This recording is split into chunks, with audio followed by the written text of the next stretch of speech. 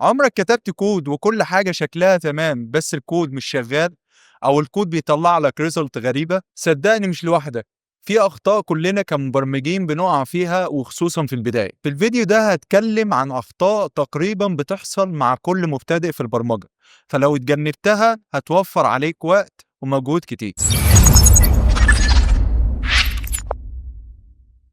السلام عليكم، أنا محمود حسام وهنبدأ مع بعض في أول مشكلة بتواجه معظم الناس المبتدئة. من أكتر الأخطاء اللي بتواجه معظم الناس المبتدئة إنك بتنسى تحط السيمي كولن في آخر السطر، وبالذات في لغة الجافا ولغة السي، أو إنك تفتح قوس وما تقفلوش. الكومبايلر مش هيقدر يفهم الكود وهيطلع لك كمان ايرور. الحل إن أنا استخدم IDE كويس زي الفي اس كود، او ان انا افعل خاصيه الاوتو فورماتنج. خاصيه الاوتو فورماتنج بتخلي الكود بتاعك اورجنايزد ومنظم اكتر، بحيث ان انت ما تنساش السيمي كولون او تنسى قوس مفتوح. تاني مشكله معانا وهي استخدام الفاريبلز قبل تعريفها.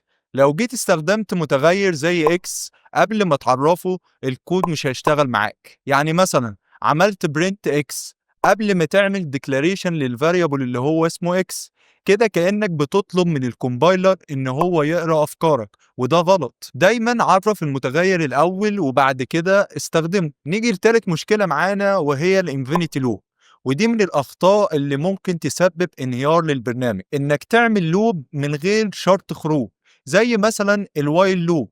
الوايل لو انت حطيت الكونديشن بتاعك ترو، كده الكود بتاعك هيفضل يلف الما لا نهاية والجهاز بتاعك هيعمل كراش. لازم تحط شرط واضح جوه اللوب علشان يوقف التكرار، او تحط بريك جوه اللوب. رابع مشكلة معانا وهي اللوجيكال ايرور، وهي ان الكود بتاعك بيشتغل وكل حاجة تمام ومفيش ايرور، ولكن النتيجة مش انت اللي متوقعها. مثلا انت عامل كود بيجمع رقمين ومخزنهم جوه فاريبل اسمه السمشن، ولكن الاوبريتور نسيت وحطيتها ماينس.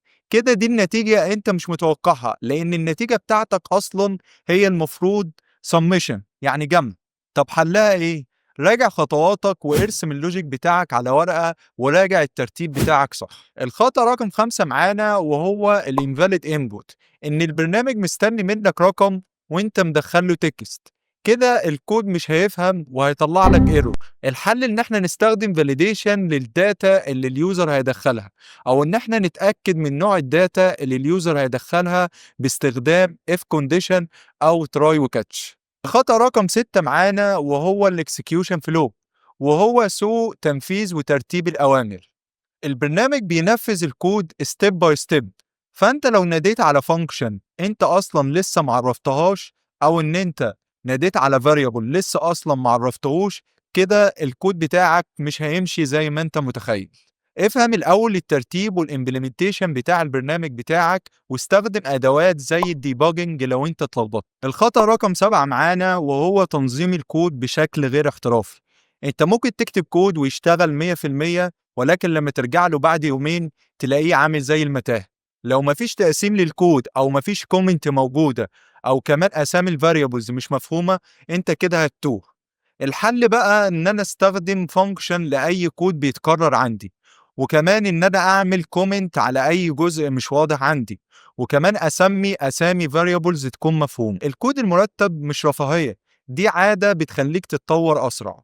الخلاصة في اللي احنا قلناه النهاردة انك مش لازم تكون محترف علشان تكتب كود كويس، ولكن لازم تكون صبور وتراجع نفسك بعد كل محاولة. الغلط مش عيب، ولكن العيب انك تغلط نفس الغلط. لو وصلت لاخر الفيديو فانت جدع. اعمل لايك وسبسكرايب لو استفدت، واكتب لي في الكومنت ايه اكتر غلطة غلطتها وانت بتتعلم البرمجة. اشوفكم الفيديو اللي جاي. سلام.